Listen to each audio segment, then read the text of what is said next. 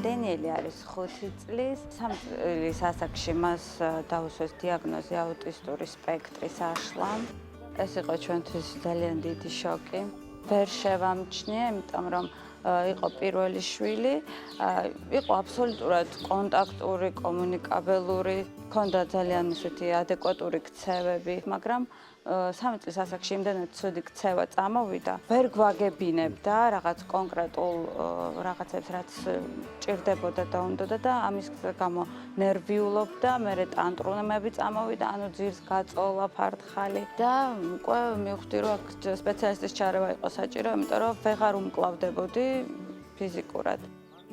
3 წლის შემდეგ, დენი დღეს უკვე 5.5 წლის არის, ინტენსიურად ვარ ჩაბმული პროგრამებში, ანუ თერაპევტები თავგადადებით შრომობენ მასთან და ძალიან დიდ შედეგებსაც მივაღწიეთ ქცევასთან დაკავშირებით.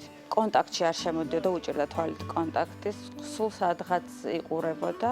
დღეს 2 საათის განმავლობაში 45 წუთი ზის, აქტიურად ჩართულია თერაპევტთან, მუშაობენ ზის ლოგოპედთან. ველა მითითებებს ასრულებს. ყოველი წლის შემდეგ ვწმუნდები, რომ გადავდივართ ახალ ეტაპზე და დენი გამოდის მდგომარეობიდან და ვერ შევადარებ იმას, რაც იყო 3 წლის წინ და რაც არის ახლა.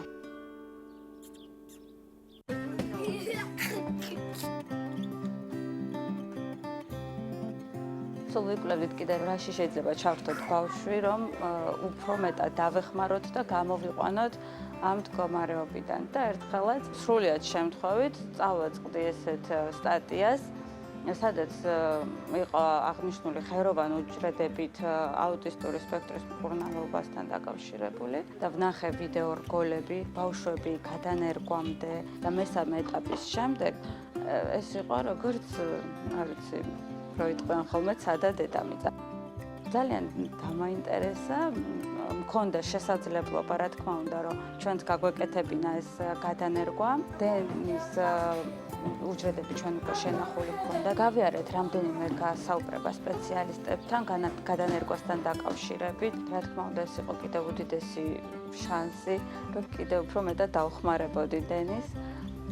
და გავიკეთეთ პირველი ეტაპი 9 მარტს, ახლა უკვე მესამე თვეა და ძალიან ინტენსიურად წამოვიდა თითქმის ყველა ბგერა, ქართული ცოტა რთული ბგერებია წდეს, მაგრამ აბსოლუტურად ყველა ბგერას ამბობს, წამოვიდა ცალკეული სიტყვები, უკვე მთლიანი მიზანმიმართული სიტყვები, ძალიან გახარებულები ვართ და სპეციალისტები მუშაობენ, ახლა უფრო მეტად ჩავხდეთ ლოგოპედი და მეტყველების თერაპევტი, რა თქმა უნდა ABA-ბიც ყველა გადავერთეთ, მოკლედ დენის მეტყველებაზე და ვცდილობენ, რომ გაუსწორონ და უფრო ესე მიზანმიმართულობა მისცენ დენის ამ სიტყვებს და დანიშნულება.